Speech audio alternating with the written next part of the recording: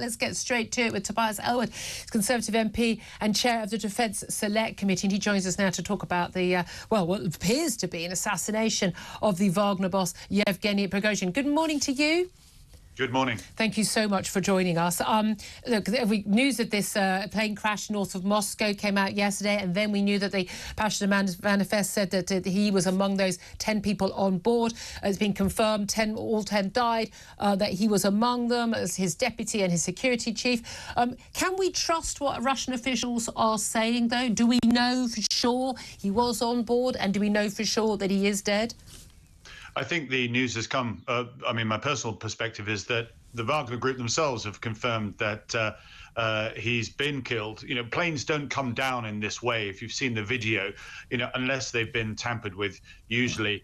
And Putin, it looks like he's tying up old ends here. He was deeply, deeply humiliated by what Prigozhin did. Prigozhin was leading this Wagner group, the only capable and competent force based in Ukraine. But then he turned away from Ukraine, facing Moscow, because he was challenging Putin's directives, challenging Putin's strategy in Ukraine. This is not what Russian leaders expect to experience.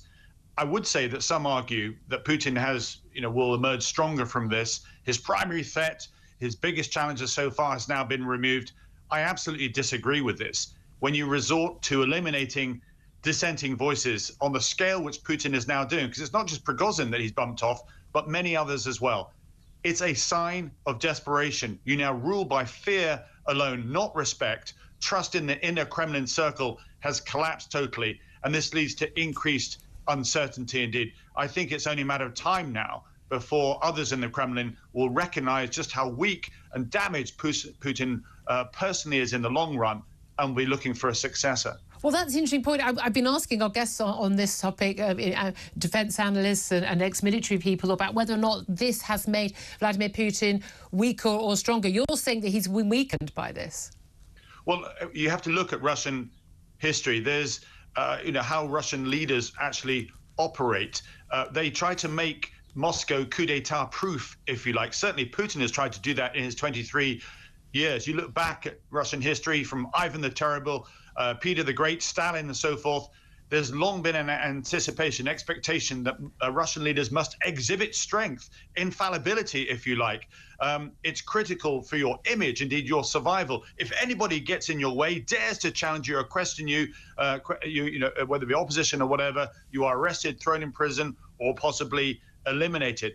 But what we saw now here is the humiliation of Putin, where Prigozhin had become so powerful himself, even though he was actually involved in a potential mutiny, that he had to be given sanction, if you like. He had to be given a get-out-of-free card going to Belarus.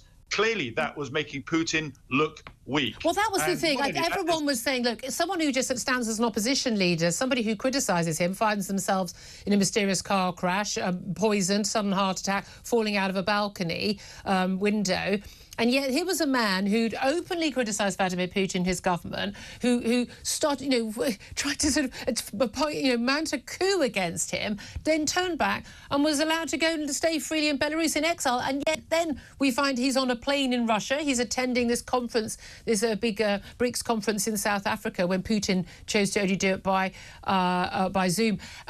He appeared to think that he'd got away with it, but there's no one who could have watched what Vladimir Putin has done over the last 20 years and thought that guy's going to stay alive much longer. No, as I say, Putin's never been tested in this way in this 23 years. The president's legitimacy comes from being the single respected decision maker, and secondly, being accepted as the supreme leader, if you like, of the complex Russian security apparatus. Now, in both cases, Prigozhin was starting to challenge this about, the leadership, the loyalty of the security apparatus, and indeed Putin's ability to make decisions. Because what Prigozhin did was spill the beans, if you like, on how bad the Ukrainian invasion was gone. Because state media was actually pronouncing what was going on in Ukraine is all going fine. No worries here. It's going to take longer than we thought, but nothing to worry about. Now, Prigozhin absolutely dismissed all that and said, this is bad. It's not good for what Russia is doing. It's not going well on the ground operationally. And I'm actually potentially, your new leader in waiting. It's only a matter of time. And that, as I say, put this all together, not only shows how precarious Putin is, but it also, the Russian people themselves will be asking more questions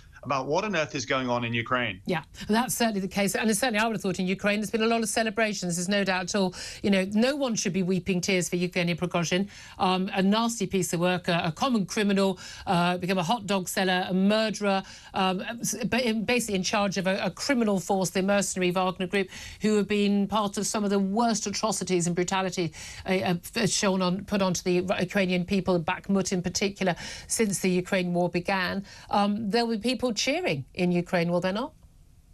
Yes, that's absolutely right. But it's clearly not over yet. And we need to recognize that even if Putin does eventually go, this is the Russian mindset, is actually to expand its influence, not least in the Slavic part of Europe. So we shouldn't somehow sort of celebrate this might be the beginning of the end of Putin. We're starting into a very difficult and dangerous and unstable phase. Don't forget, Russia is a nuclear power. It's armed to the teeth. So having an unstable Russia is not good for the rest of the world. It's not good for European security. Indeed. Well, look, thank you very much indeed for joining us, Tobias Ellwood, Chair of the Defence Select Committee. 9:13 is the time.